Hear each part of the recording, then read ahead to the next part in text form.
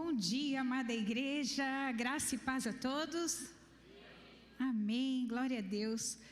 Os que estão nos visitando hoje, sejam muito bem-vindos. Estamos muito felizes com a presença de vocês. E você que estava viajando, que estava passeando, você não sabe a alegria que é recebê-los novamente na nossa casa, na nossa família. Sejam muito bem-vindos também, uma alegria. Eu queria começar esse tempo tão especial da palavra de Deus, né? Alguns chamam pregação, sermão, a palavra, e outros tantos nomes lá, mensagem, enfim. Mas a grande verdade é que quando nos reunimos para louvar e adorar a Deus, e domingo é o dia do Senhor, todos os dias são dele, mas domingo é o dia em que nós tiramos para honrá-lo, para adorá-lo, para cultuá-lo. Então, mas é tão importante que a gente se reúna para adorar a Deus. E como brinde, a gente ouve a palavra. Como um presente da parte de Deus, a gente ouve a palavra. Mas ela não pode ser desperdiçada. Então, queria te convidar nesse momento a orar, né? Você vai orar não por algum motivo externo, mas interno. Orar por você, orar dizendo: Senhor, que eu não seja surdo à tua voz, Senhor, que eu não seja cego à tua voz, que eu possa ouvir e discernir aquilo que o Senhor tem para mim. Me dá ouvidos ungidos, Senhor, que os meus pensamentos conflitantes, que os meus anseios, que os meus desejos não atrapalhem a tua voz neste lugar, Senhor, mas que eu possa te ouvir, em nome de Jesus. Amém? Você pode fazer essa oração por si nessa hora? Então feche seus olhos agora e ore por esse motivo. Pai, no nome de Jesus, abre o nosso entendimento. Não é a minha palavra que será ministrada, mas é a tua palavra, Senhor. É a tua santa e poderosa e transformadora palavra, Senhor. Nós queremos ouvi-la. Nós queremos reter o máximo possível de tudo que ouvirmos neste lugar. Então, em nome de Jesus, nós dizemos não a todo ladrão de pensamento. Nós dizemos não a toda distração, no nome de Jesus. Nós queremos estar 100% naquilo que é importante para nós neste momento, Senhor.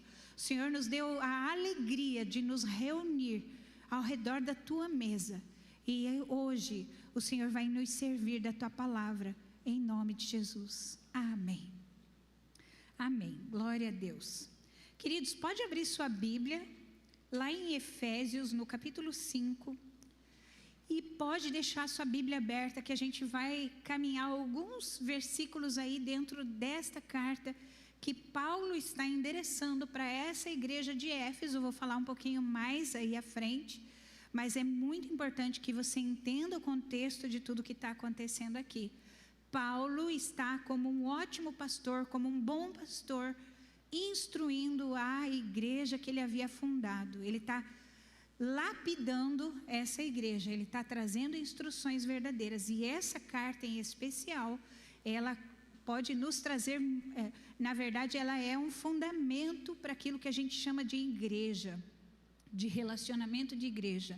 Então ela é muito importante. Ela não é uma simples carta, ela é uma das cartas mais importantes que Paulo escreve e que coloca os parâmetros para a sua igreja. Então presta bem atenção, vamos ler do versículo 18 até o 21, onde a palavra de Deus diz assim: e não vos embriagueis com vinho em que há contenda, mas enchei-vos do Espírito, falando entre vocês com salmos, hinos e cânticos espirituais, cantando e louvando com o coração ao Senhor, dando sempre graças por tudo a nosso Deus e Pai, em nome do nosso Senhor Jesus Cristo. Sujeitem-se uns aos outros no temor do Senhor. Muito bem, então não feche sua Bíblia, a gente vai voltar a esse texto. A igreja de Éfeso, ela era a capital da Assíria. Então, nós estamos falando não do povo judeu, nós estamos falando do povo gentil. Paulo, ele tinha sido enviado por Jesus a ser aquele que ia abrir igrejas entre o povo gentil. Quem é gentil? todo aquele que não é judeu. Todos, incluindo nós. Nós também, né, fazemos parte desse, a não ser que você seja judeu aí, mas todos os demais são gentios, certo? Então, só para você entender. E Éfeso era a capital da Ásia naquele tempo, e era uma cidade, era muito grande, gente, tinha mais de 300 mil habitantes, então para a época era uma cidade muito grande. E lá estava algo muito importante, que era o templo da deusa Diana. Esse templo, ele no mundo antigo era considerado uma das, são 7 ou 8 maravilhas, 7 maravilhas do mundo antigo, de tão espetacular que ele era. Então as pessoas que visitavam lá, normalmente o que elas faziam, elas levavam lembrancinha, né? Você já recebeu alguma vez uma torre de Paris, assim, né? A torre, como é que é o nome da... Isso, essa aí. Se você já recebeu, ou então, eu, por exemplo, eu nunca fui para Maceió, mas eu tenho lembranças de Maceió, porque a minha querida amiga irmã foi e trouxe para mim, mas eu nunca fui lá. Agora, quem visitava Éfeso sempre trazia uma miniatura do templo da Diana, porque era algo assim fantástico naquele mundo antigo, né? Era algo fenomenal. Então, essa era uma cidade muito idólatra, ela era cheia de feitiçaria e de ocultismo. Então, você fica imaginando, lá tinha um templo de uma deusa, que era conhecido no mundo conhecido, e lá era o centro, vamos dizer, o berço do ocultismo e da feitiçaria. Então, nesse lugar que Paulo vai fundar essa igreja. Paulo foi o canal de Deus para trazer avivamento para aquele lugar. Agora, eu queria que você pensasse, esse ano, se você não sabe, nós estamos declarando por direção do Espírito Santo, que é o ano do avivamento. Ano do avivamento para Rio de Deus também, mas é um ano de avivamento pessoal, coloca isso no teu coração. É um ano de avivamento da Soraya, é um ano de avivamento do Cristiano, ano de avivamento do Domingos, é um ano de avivamento para cada um de nós. Foi isso que Deus soprou ao nosso ouvido. Nós tínhamos uma direção para esse ano que estava no nosso coração e a gente achava que essa era a vontade de Deus. E quando a gente foi colocar diante do Senhor aquilo que parecia tão correto, tão perfeito, tão dentro da vontade, Deus nos soprou, ano do avivamento. Então, meus queridos, Paulo, ele foi esse canal de avivamento lá para aquele povo, lá para aquele mundo antigo, lá para essas 300 mil pessoas. E o trabalho que ele fez naquela cidade foi tão incrível, queridos. Ele ficou lá aproximadamente 3 anos. E foi uma revolução, onde o ocultismo foi confrontado, a feitiçaria foi extinta. Os feiticeiros, eles traziam seus livros e eles queimavam nas praças públicas. Eles destruíam aquilo que era relacionado a qualquer outro Deus, que não fosse o Deus que Paulo estava pregando para eles. Esse avivamento foi tão grande, a palavra de Deus correu de tal forma naquele lugar, que a gente vê que crescia igrejas ao redor, né? Muitas igrejas foram fundadas, foram plantadas naquela província. Por exemplo, Colossos, Esmirna, trava-língua, né? Muito bem. Laodiceia, Pérgamo, Filadélfia, aquelas igrejas que João vai falar ali em Apocalipse, elas surgiram desse avivamento tão tremendo que aconteceu aqui na cidade de Éfeso. Então, Paulo, depois desses 3 anos lá e depois dessa realidade, ele vai convocar todas essas igrejas para levantar uma bela de uma oferta, porque os judeus que viviam lá em Roma tinham sido expulsos de Roma num período de grande fome. Então eles voltaram para a Judéia, mas miseráveis, pobres, e não tinha de onde surgir suprimento. Então o que Paulo faz? Ele levanta uma grande oferta e ele mesmo vai levar essa oferta para a Judéia. E aí, quando ele vai chegar lá, gente, o que vai acontecer? Esse homem vai ser preso.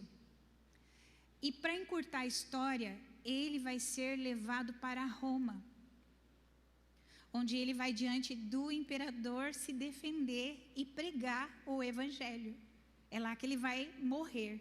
Então, eu queria que você entendesse o contexto para que a gente pudesse caminhar, desfrutar bem desse texto que eu acabei de ler para vocês aqui, de Efésios capítulo 5, versículo 18 e 21, onde a tua Bíblia deve estar aberta. Então, quando Paulo chega lá e ele vai ser preso, né, é que ele vai escrever essa carta. É nesse contexto que ele escreve essa carta de Efésios, que a gente acabou de ler. E Paulo vai nos ensinar nesta carta que a salvação é uma obra exclusiva de Deus. Eu não posso por mim mesma me salvar. Você também não pode. Por mais legal e certinho dentro dos padrões morais exigidos que você possa conhecer, mesmo que sejam aqueles internos que já estão estabelecidos em nós, né, uma lei moral interna, nenhum de nós pode ser salvo se não através de Deus, se não for uma obra completa do próprio Deus. Então vejam, é exclusividade de Deus. Deus nos escolheu. Então queria dizer para você, se você ainda não sabe, você foi escolhido por Deus. Ele sonhou com você antes mesmo que você estivesse no ventre da sua mãe. Daí, isso Deus Pai. Deus Filho, ele veio e morreu no seu lugar por uma dívida que talvez você nem entenda qual é o valor dela. Talvez você nunca parou para pensar que tamanho de dívida que você deve. Mas pela fé você entende que Cristo morreu e pagou essa dívida por você. E o Espírito Santo é quem aplica, né, a obra redentora na nossa vida, no nosso coração. Então, é o Espírito Santo que faz essa obra dentro de nós para a gente entender que Cristo morreu por nós, pagando a nossa dívida e nos fazendo justos para com Deus, que nos escolheu, que nos amou, que sonhou conosco, que tanto nos amou que deu o seu Filho. Então, eu queria que você guardasse essa informação, porque é isso tudo que ele vai explicar e vai ensinar aqui nessa carta. Vamos lá em Efésios capítulo 1, volte um pouquinho aí, vamos abrir para o capítulo 1, vamos ler então o versículo 13, para a gente dar continuidade nessa obra redentora que o Espírito Santo faz em nossos corações. Então, diz assim a palavra de Deus: nele também vocês, nele quer dizer em Jesus Cristo, quando você está em Jesus Cristo, depois de ouvirem a palavra da verdade, ou seja, depois que ouviram a palavra da verdade, o evangelho da salvação, tendo nele também crido, receberam o selo do Espírito Santo da promessa. Então, é importante a gente entender isso, que se não fosse a obra do Espírito Santo, nenhum de nós saberia que estava salvo. Nenhum de nós poderia estar aqui hoje cultuando a Deus. É obra do Espírito Santo, porque é o Espírito Santo que nos regenera. É o Espírito Santo que abre os nossos olhos. É o Espírito Santo que convence o meu e o seu coração de que Jesus pagou a nossa dívida. E nós podemos andar por aí como filhos de Deus. Adotivos, sim, mas filhos de Deus, pela sua grande e poderosa vontade. Então, é o Espírito Santo que arranca o nosso coração de pedra e nos dá um coração de carne. É o Espírito Santo que transforma a nossa vida. Então, talvez você olhe para trás e veja o quanto que você foi duro. Ou quem sabe você olhe do seu lado e você perceba que essa pessoa que está do seu lado, que convive com você, que vive, ela é dura em alguns aspectos. Ela ainda não enxerga como você algumas coisas. Sabe quem pode fazer esse jogo virar? O único que pode fazer isso é o Espírito Santo. Porque ele está dentro e ele convence o homem. É ele quem vai trazer a transformação. Ninguém consegue mudar ninguém. Só o Espírito Santo pode fazer isso.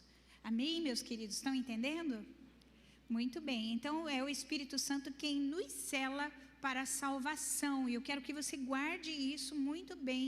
Nós recebemos o selo do Espírito Santo da promessa. O Espírito Santo nos dá dons. É o Espírito Santo que produz em nós o fruto do Espírito, né? Que é bondade, amabilidade, mansidão, domínio próprio. Isso tudo é produzido pelo Espírito Santo em nossa vida. A alegria, a paz, né? É o Espírito Santo quem nos batiza para fazer parte do corpo de Cristo. Olha que tremendo. Então, Ele é o nosso penhor. Ele é quem nos capacita com poder para vivermos uma vida digna do Evangelho que nós recebemos, do Evangelho de Jesus Cristo. Então, vejam, o Evangelho é algo extraordinário. O Evangelho é dizer para mim e para você que agora a prisão acabou, que as nossas algemas caíram por terra, que os ferrolhos que prendiam a minha e a sua vida por trás dessas grades caíram ao chão, que todo pecado é perdoado, não há pecado que não seja perdoado em Cristo Jesus, que aquela velha criatura pode finalmente descansar, para que uma nova criatura viva. Isso é o Evangelho. Jesus pagou a minha e a sua dívida. Ele rasgou a dívida que havia contra a nossa vida. Ele rasgou a nossa conta lá no mercado do diabo. E também com Deus. Ele paga a nossa dívida com o nosso acusador e com o nosso Criador. Jesus fez isso. Isso é o Evangelho. E para você viver dignamente diante desse Evangelho que você recebeu, você precisa dessa obra maravilhosa do Espírito Santo na sua vida. Então é muito importante que a gente entenda isso. O Espírito Santo nos carimba, ele nos sela. É isso que Paulo está falando ali para essa igreja. Ele está dizendo que nós nos tornamos, pelo Espírito Santo, propriedade exclusiva de Deus. Você entende a seriedade disso que eu estou trazendo para você nessa manhã, meus queridos? É muito importante que a gente possa entender isso. Você está selado, tem um carimbo sobre a sua vida que diz para o mundo espiritual que você é propriedade exclusiva de Deus. Quem toca em você é como se tocasse na menina dos olhos de Deus. E é horrível quando alguém cutuca nosso olho, não é? A menina dos olhos de Deus, é isso que a palavra fala sobre nós. Você, meu irmão e minha irmã, é uma obra genuína de Deus. Você tem um selo de qualidade, você tem um selo de pureza. E esse selo se chama Espírito Santo. Esse selo significa que você foi feito, que algo foi feito em você, que é inviolável. O selo, ele é algo que não pode ser violado, certo? Então, é isso que o Espírito, essa é a obra do Espírito Santo sobre a nossa vida. Agora, vamos rever ali, né? Efésios, capítulo 1, versículo 14. Eu falei o 13 anteriormente, agora é o 14. Diz assim: o Espírito é o penhor da nossa herança, até o resgate da sua propriedade, em louvor da sua glória.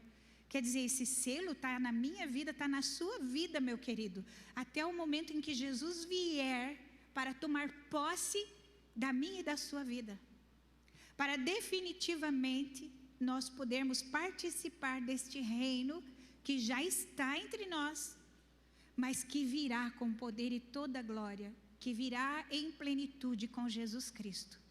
Então, esse Espírito Santo é esse penhor. Eu não sei se você sabe, mas o noivado de hoje em dia, você sabe, essa parte você sabe, o noivado de hoje em dia, né, é um noivado que não exige muitos compromissos.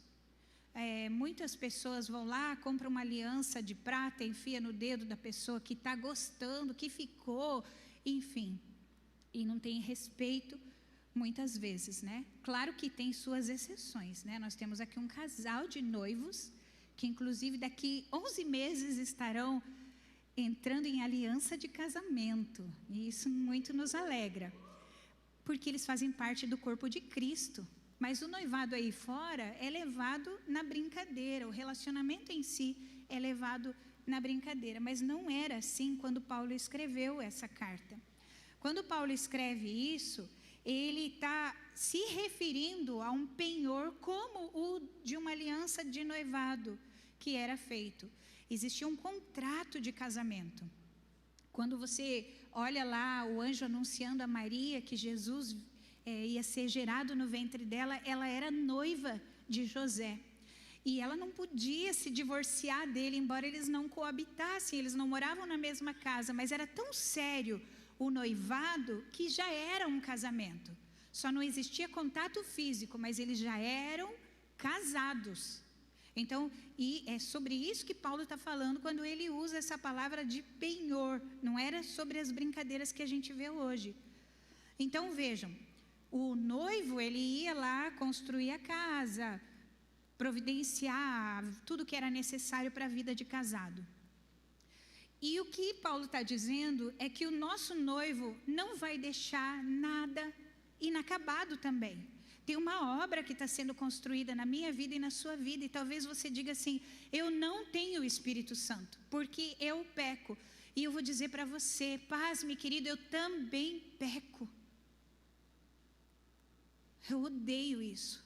Eu tenho nojo do pecado, mas eu também peco. Eu tenho nojo como você tem nojo do pecado. Mas nós não estamos prontos ainda. O Espírito Santo está trabalhando em nós. Ele está fazendo uma obra que não vai parar pelo meio do caminho. Eu não sei se você sabe, mas aquele artista muito famoso, Michelangelo, quem já ouviu falar dele? Todo mundo, né? Ele começou 32 obras na vida dele, mas ele só concluiu 14. Todas as outras aí, que você é bom de matemática pode dizer, ele não conseguiu concluir. Mas Deus não é assim. Deus conclui toda obra que Ele começa. E se Ele começou uma obra na sua vida, Ele vai concluir. Não importa se você levanta e cai de novo. Ele vai completar a obra na sua e na minha vida. Porque Ele é Deus e Ele não para no meio do caminho. Ele não desiste do projeto. Ele não para. Põe na tua cabeça isso, querido. Você tem o Espírito Santo dentro de você. Prova disso é que você está aqui.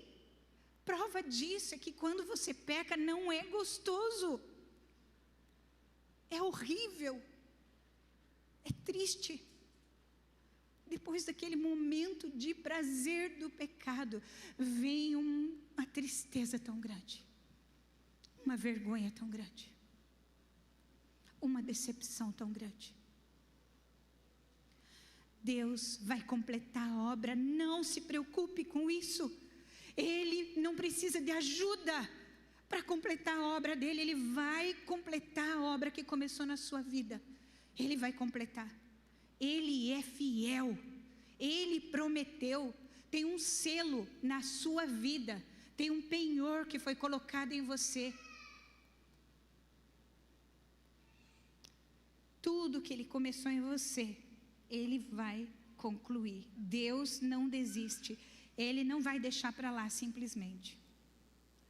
Agora eu queria falar sobre essa obra que está acontecendo do Espírito Santo em nós, de forma invisível. Você não está enxergando, mas Ele está fazendo essa obra maravilhosa. A primeira que a gente não pode abrir mão é a certeza da nossa salvação.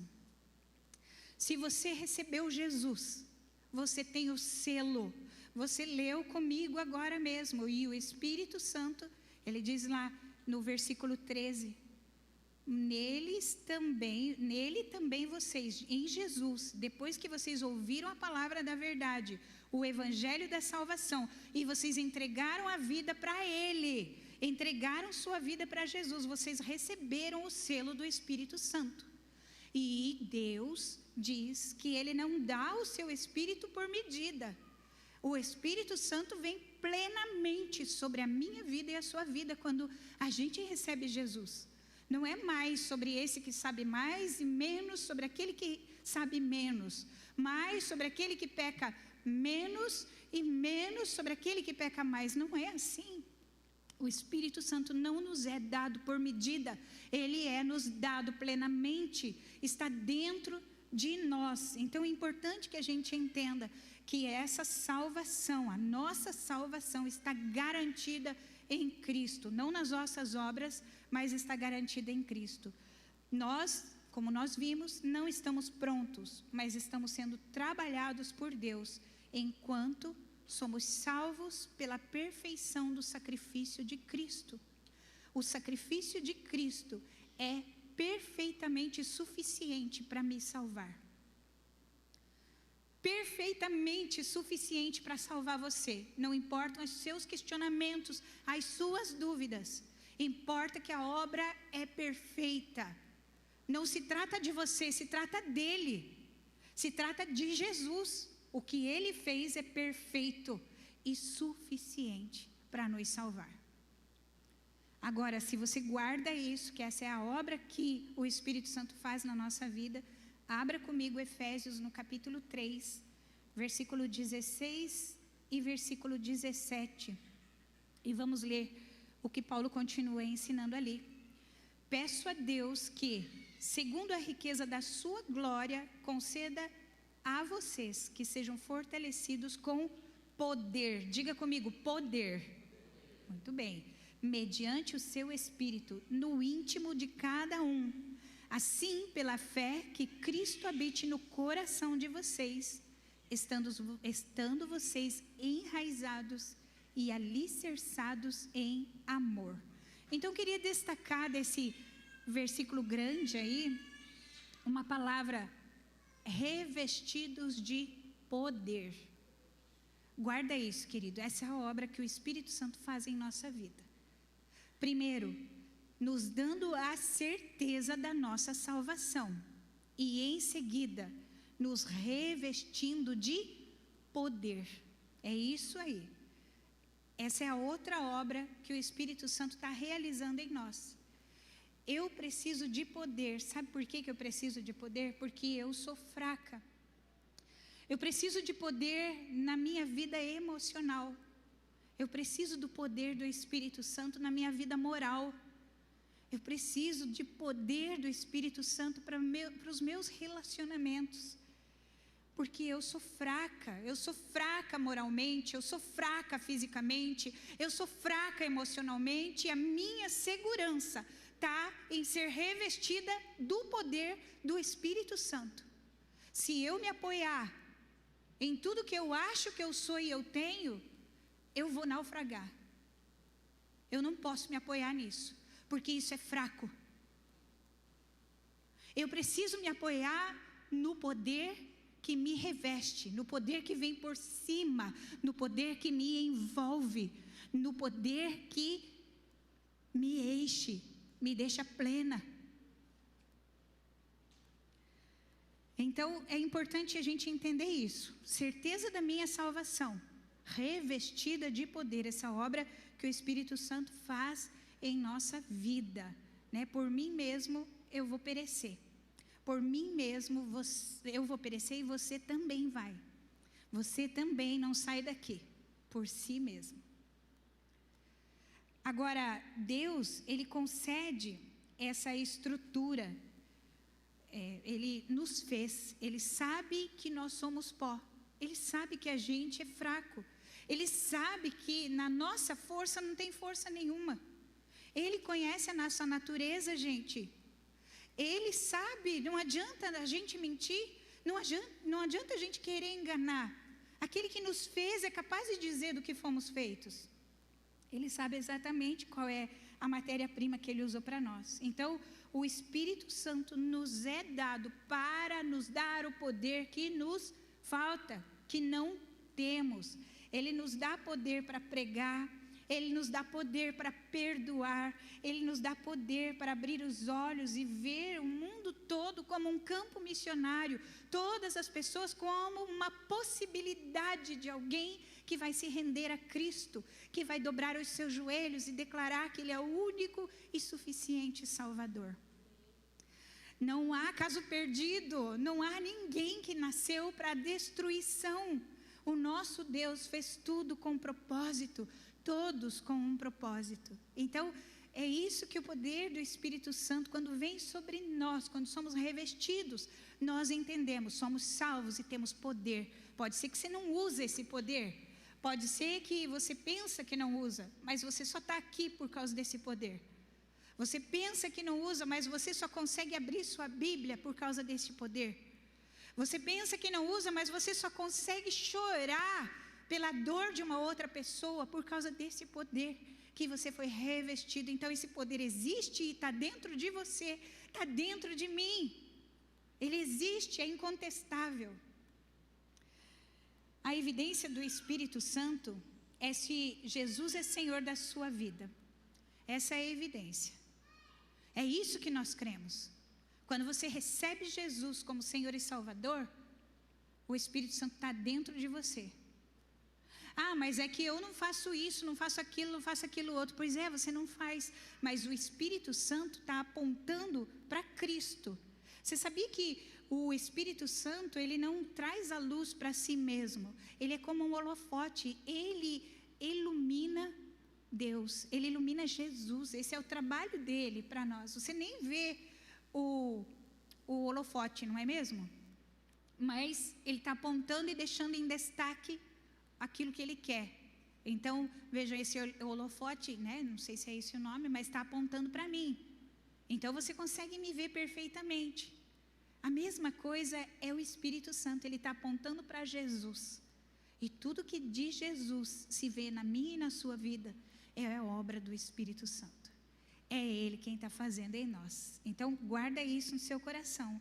Estar cheio do Espírito Santo é entregar a Ele o direito de fazer mudanças na nossa vida, se Ele quiser. Não é receber o Espírito Santo como quem recebe uma visita. Você é feito templo do Espírito Santo. Deus disse que não poderia habitar em templos feitos por mãos humanas. Ele disse que Ele habitaria no coração do homem, no meu e no seu. Então o Espírito Santo está morando dentro de quem recebeu Jesus como Senhor e Salvador. E Ele está fazendo uma grande obra. Agora é interessante que a gente frise isso, porque às vezes a gente quer ver no nosso meio, né, as pessoas caindo no Espírito e orando em línguas. É para todo mundo orar em línguas. É para todo mundo descansar na presença de Deus. E não é para cair, é para se prostrar, é para se arremessar, é para se jogar na presença de Deus, sim. É para fazer isso com liberdade. Você pode, você está na casa do Pai, você pode fazer isso. Agora, o que Paulo está dizendo é que esse revestimento é visto no interior do homem, no homem interior. Então, é de dentro para fora. Isso é muito importante da gente entender. Agora abra comigo lá em Efésios, no capítulo 4, no versículo 30. Então a gente viu ali a obra que o Espírito Santo está fazendo na nossa vida, né? E Paulo vai dizer assim: e não entristeçais o Espírito Santo de Deus, no qual vocês foram selados para o dia da redenção. O que será que a gente deve entender dessa fala de Paulo, de não entristecer o Espírito Santo? Muito bem, se você voltar alguns versículos aí, e fica aqui a minha sugestão, pega essa carta e esmiuça, mas você vai ver que ele fala anteriormente qual é esse problema que ele está falando. Como é que a gente entristece o Espírito Santo? Com palavras torpes, muitas vezes, palavras que saem da nossa boca, palavras desnecessárias, com maledicências, ele vai dizer isso também. Como que nós entristecemos o Espírito Santo? Com a nossa malícia. Muitas vezes a gente é malicioso nos nossos argumentos, nos nossos exemplos, nas nossas brincadeiras. E isso entristece o Espírito Santo que mora dentro de nós. Os nossos gracejos, as nossas mentiras, os enganos, nós entristecemos quando nós não cuidamos do nosso coração, quando nós damos lado para o diabo, lugar para o diabo, quando nós roubamos, quando nós não resolvemos a amargura, quando nós não liberamos perdão, quando nos deixamos dominar pela cólera, pela gritaria, isso tudo entristece o Espírito Santo.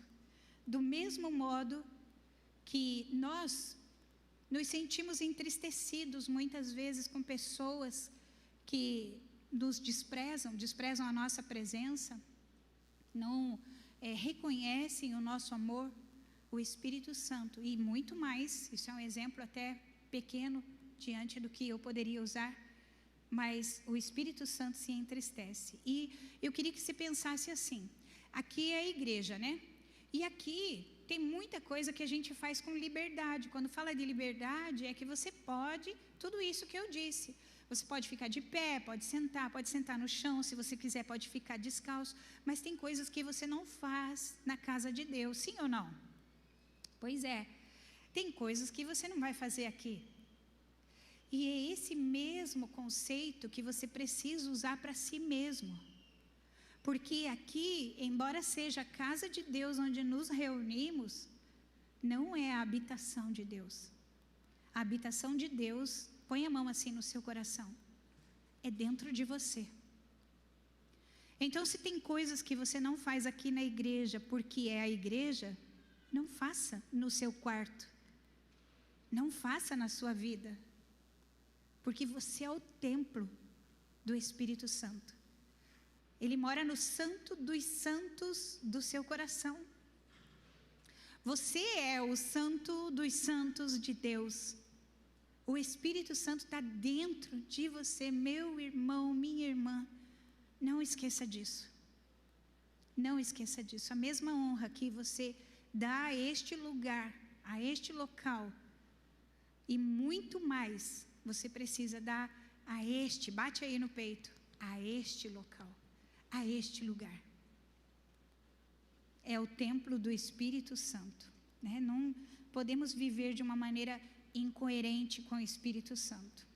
Agora vamos voltar lá no nosso capítulo inicial, Efésios capítulo 5, versículo 18 até o 21, quero ler com vocês novamente para refrescar a memória de vocês.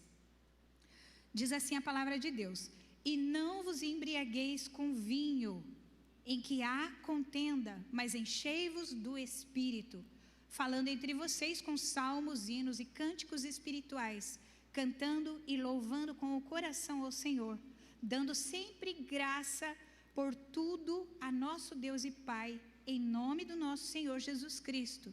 Sujeitem-se uns aos outros no temor do Senhor. A gente vê nesse pequeno texto aí duas ordens. A primeira, não vos embriagueis com vinho, né? Podemos colocar aqui álcool, ok?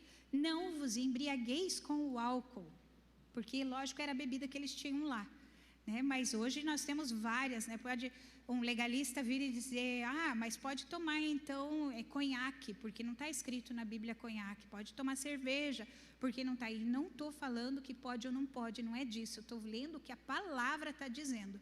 Não vos embriagueis com bebida alcoólica, fica melhor assim, né? Não vos embriagueis, essa é a primeira ordem. E a segunda, enchei-vos do Espírito Santo. São duas ordens. Se é horrível ficar bêbado de álcool, a mesma coisa é horrível não obedecer a ordem de estar cheio do Espírito Santo.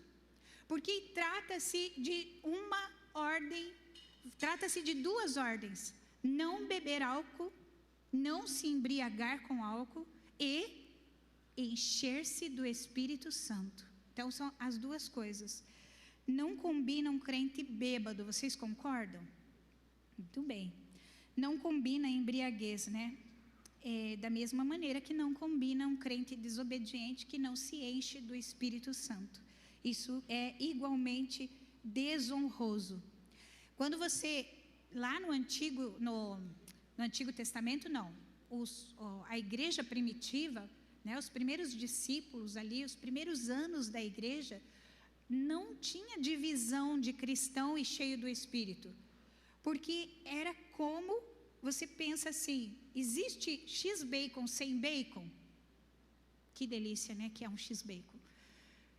Não existe X-Bacon sem bacon, é qualquer outra coisa, mas não é X-Bacon. Não existe cristão que não seja cheio do Espírito Santo. Era tão comum isso, todo mundo entendia que um cristão era cheio do Espírito Santo. Mas hoje, a igreja, né, já de muito tempo, ela dividiu isso. Eu sou um cristão, aquele irmão é cheio do Espírito Santo. E esse é um ano de avivamento. E Deus quer avivar a minha vida e a sua vida. Ele veio avivar a minha vida e a sua vida. Nós seremos cristãos cheios do Espírito Santo, amém? Quem está dentro? Quem vai buscar isso esse ano com toda força? Quem vai obedecer a Deus nesse quesito? Em nome de Jesus. Meio forçado, mas vamos fingir que deu tudo certo. É isso aí. Então, a ordem é que nós sejamos cheios do Espírito Santo. E nós vemos que tanto a embriaguez quanto o Espírito Santo estão sob o controle de outra pessoa, sim ou não? Sim, de Deus, o bêbado, ele está sob o controle do álcool. Da mesma forma que o cheio do Espírito Santo está sob o controle de Deus. Olha que tremendo isso, gente. Não vos embriagueis. O álcool é responsável pela destruição de muitas famílias. Eu poderia passar a manhã toda falando sobre isso, né? Acidentes horríveis, pessoas que se envergonham, né? Patrimônio que é dissolvido por conta da bebida, do vício em geral, né? Meu avô, pai da minha mãe, né? João Travinsky, ele bebeu desde menininho. Quando a minha avó casou com ele, ele já era um bêbado. E a minha avó até tinha um certo patrimônio. Meu avô conseguiu destruir todo o patrimônio. Eles tiveram uma família um pouco grande, tinha 7 filhos. E ele viu um filho morrer de fome. E ele viu uma filha morrer de meningite sem poder acudi-la, porque não tinha dinheiro para recursos médicos. Tudo isso por causa da bebida. Ele viu o pouco patrimônio que ele ainda tinha se perder e ser trocado por dívida de bebida. E quando ele se tornou viúvo, ele dependeu das 5 filhas que ficaram. E ele morava a parte do ano com cada uma, para envergonhar. Eram momentos muito difíceis quando o meu avô vinha morar com a gente, era muito difícil, porque ele era tão maravilhoso quando ele não bebia. Não existia uma pessoa melhor do que ele era querido, ele brincava com a gente, ele me ensinou a cozinhar feijão, a lavar louça, ele era maravilhoso, mas a tristeza era quando ele era encontrado lá nas valetas, porque ele não conseguia chegar em casa com as próprias pernas. Era uma vergonha muito grande para toda a família. Ele morreu por um câncer na garganta e o laudo médico ele adquiriu esse câncer pelo tabagismo e alcoolismo. Então, ele poderia ter sido tanta coisa nessa vida, tanta coisa, mas ele não pôde se controlar diante do álcool. Ele se embriagou e a vida dele foi destruída. Coloca o álcool naquela coisa que você não consegue dizer não. Coloca o álcool no lugar. A destruição é da mesma maneira, do mesmo tamanho. Agora, enchei-vos do Espírito, né? O versículo 19, falando entre vocês com salmos, hinos e cânticos espirituais, cantando e louvando com o coração ao Senhor. A pessoa cheia do Espírito Santo, ela é doce no falar. Ela não é arrogante. Ela não é grossa, ela não é estúpida. Isso aí é falta de educação. É o meu temperamento, pois tem que submeter o temperamento ao Espírito Santo. Tem que submeter o temperamento, ele tem que estar debaixo das rédeas do Espírito Santo. Porque o Espírito Santo não é agressivo, ele não é assim. Ele é doce. O Espírito Santo é sábio no uso das palavras, e a pessoa que é cheia do Espírito Santo sabe usar as palavras. Ela não é grosseira, não é tóxica, ela é amável, ela é zelosa pelo outro. Isso é muito importante a gente entender, muito importante. De todo o coração, ele fala, né? Louvando com todo o coração. Então, de todo o coração quer falar sem amargura ao Senhor, sem tristezas. Sabe, é difícil quando você entra numa igreja e as pessoas têm preguiça de louvar a Deus. O ministro está aqui se rasgando, ninguém bate palma. O ministro está aqui não para representar, mas porque ele está cheio do Espírito Santo. E parece que as pessoas se recusam, ela não vê a hora que acabe. Ah, meu Deus, o louvor hoje demorou demais. Se você está incomodado, querido, precisa se encher com o Espírito Santo. Precisa se encher. Enchei-vos com o Espírito Santo. Cânticos, hinos espirituais, louvando de todo o coração, não por obrigação. E não é só na igreja, no nosso culto particular. Sabe, no momento em que você está sozinho com Deus, de todo o teu coração, louvando, cantando, desejando estar com o teu Deus, ter fome, ter sede de Deus. O versículo 20 desse mesmo capítulo diz: dando sempre graças por tudo a nosso Deus e Pai, em nome do nosso Senhor Jesus Cristo. Isso para nós é impossível, porque é muito difícil dar graças a Deus por tudo, não é? Tem coisas na nossa vida, gente, que acontece que a gente pensa assim, mas como eu vou dar graças por isso? Como isso pode de alguma maneira ser bom para mim? Mas o Espírito Santo nos capacita a isso. É o Espírito Santo que nos faz dar graças a Deus por tudo, sabe? Porque o Espírito Santo, ele sabe que nada é nosso, que nada do que nós temos é nosso, que tudo nos foi dado, sejam coisas boas ou nem tão boas assim. Uma pessoa só pode ter um problema com o carro porque ela tem um carro. Uma pessoa só pode ter dor na perna porque ela tem uma perna. E assim, a gente pode, nesses dois exemplos, você pode resumir tudo o que te cerca. Nós podemos sim dar graças se o Espírito Santo estiver operando em nós, se nós estivermos cheios do Espírito Santo. Porque tudo, absolutamente tudo provém do nosso Deus. E nós devemos ser gratos por isso, amém? E o 21, se você puder acompanhar lá, do mesmo capítulo, Rebeca, por favor, capítulo 5. O 21 diz: sujeitem-se uns aos outros no temor de Cristo. Gente, a vida, quando é cheia do Espírito Santo, é uma vida humilde, não é arrogante.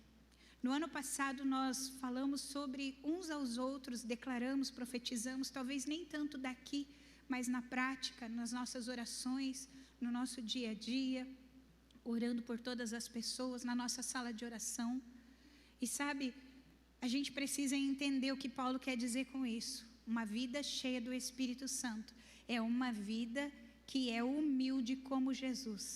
É uma vida que não leva em consideração seu poder aquisitivo, que não leva em consideração seu poder intelectual, que não leva em consideração suas vantagens ou desvantagens, sejam o que for. A vida que se sujeitar-se uns aos outros é fazer como Cristo. Jesus não levou em consideração o fato de que ele era filho de Deus. Ele se despojou, se desvestiu, ele renunciou a tudo aquilo que poderia privilegiá-lo para ser um de nós, para lavar os nossos pés, para estar conosco. Ele foi humilde, estava entre nós, ele se sujeitou a estar conosco, sujeitou-se à vontade de Deus. Então, uma vida cheia do Espírito Santo é uma vida que sabe sujeitar-se ao temor de Cristo, ao temor do Senhor e uns aos outros.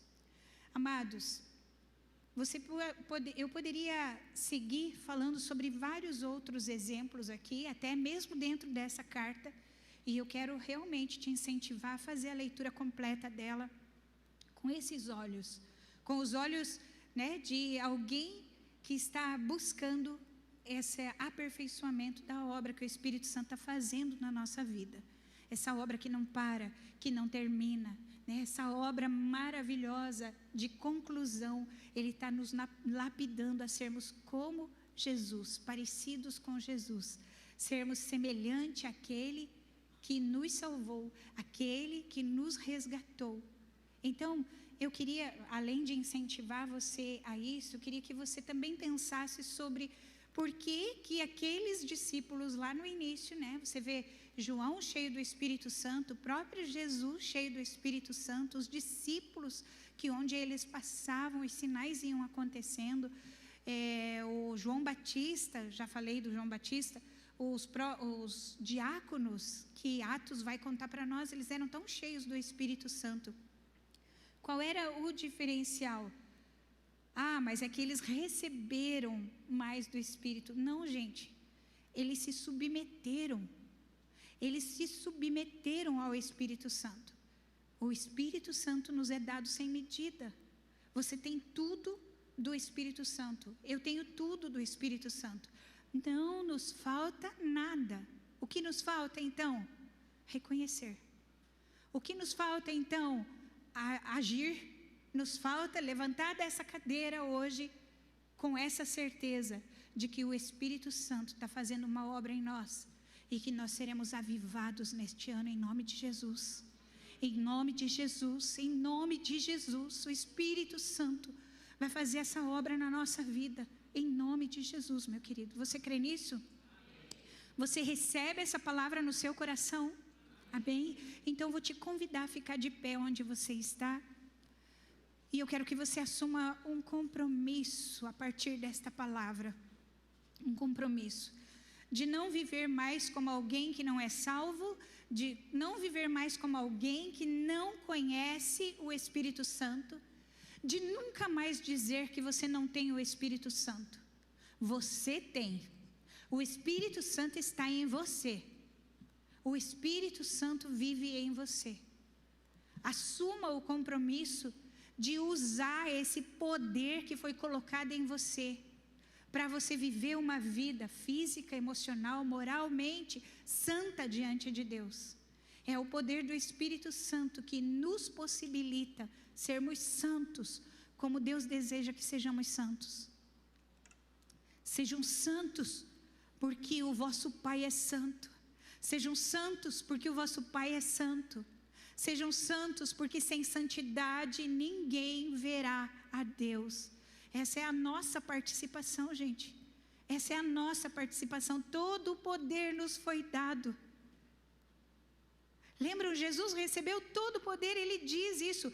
Todo o poder me foi dado nos céus e na terra, e eu dou para vocês. Eu derramo sobre vocês.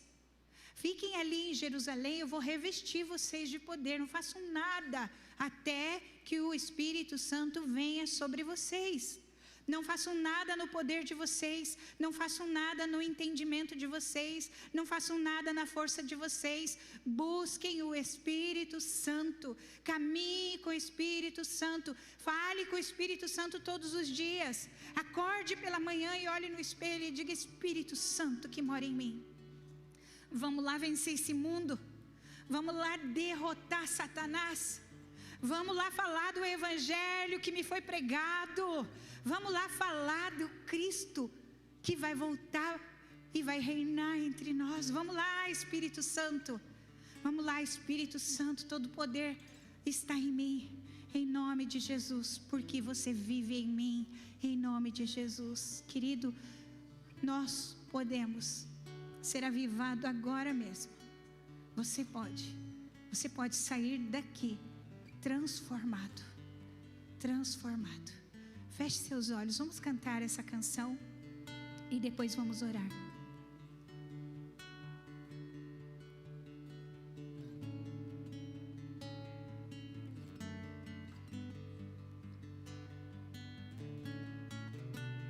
Tu me chamas sobre as águas, onde os meus pés podem falhar.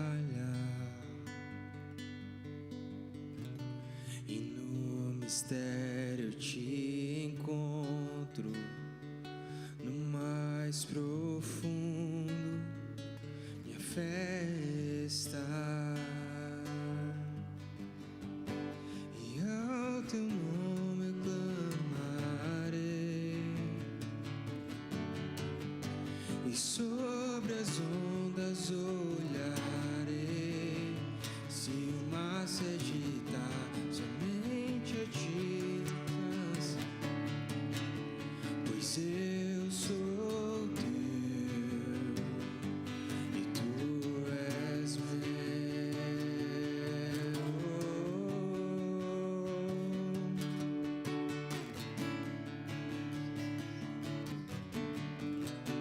Tua graça é sempre abundante, e a tua mão me guiará.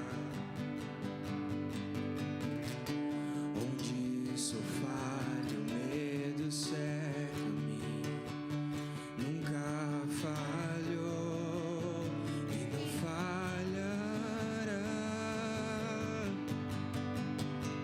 Seu nome sempre eu chamarei, e sobre as ondas olharei. Se o mar se agitar, em teus braços descansarei, pois eu sou teu e tu és meu.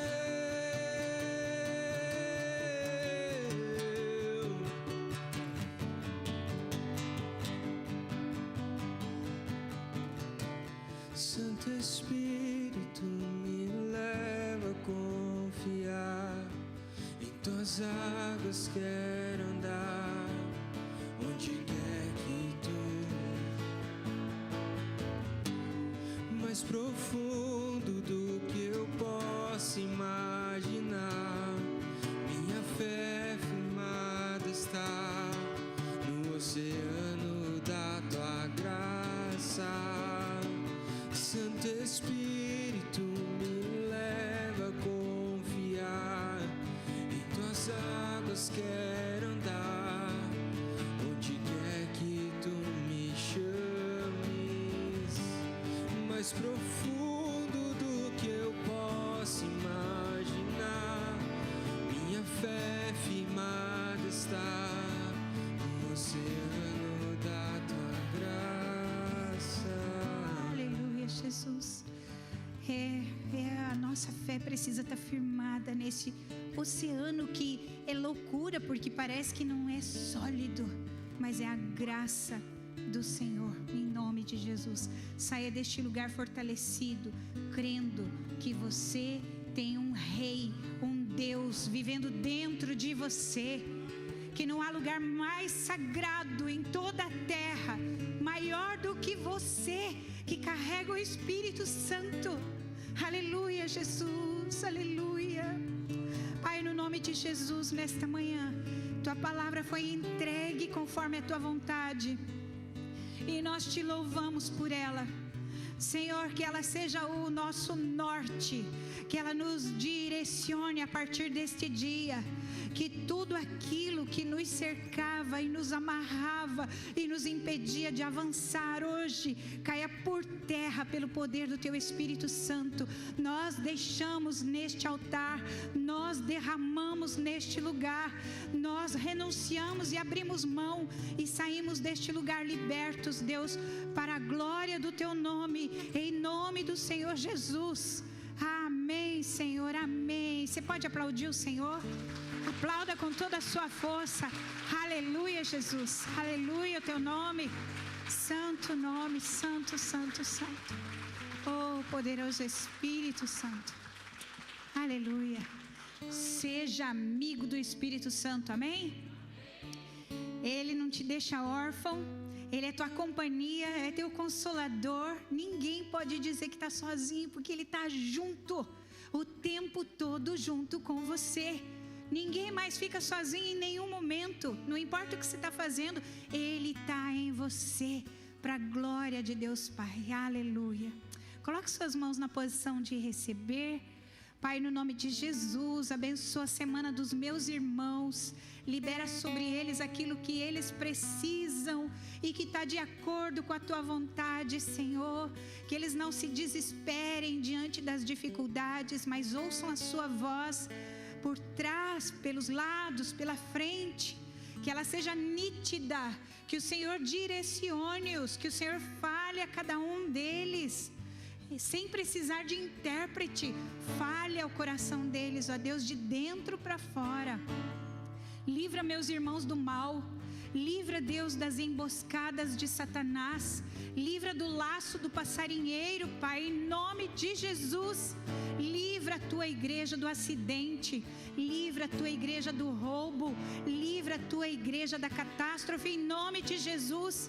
Que nós possamos sair deste lugar como vitoriosos, ó Deus, e assim reinar lá fora também, porque o teu reino já veio e está entre nós, e nós fazemos parte deste reino, para a glória de Deus Pai. Abençoa, Senhor, os meus irmãos, em nome de Jesus.